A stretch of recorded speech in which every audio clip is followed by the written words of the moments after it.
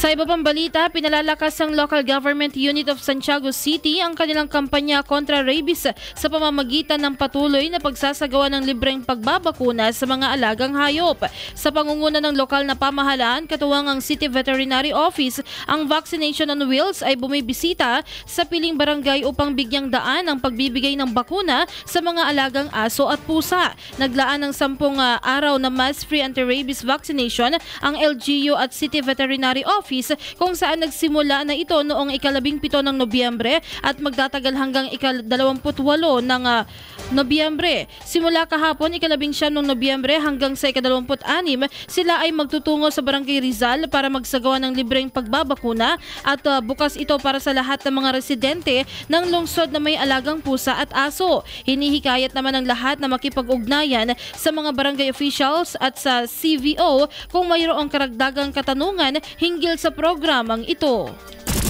IFM News.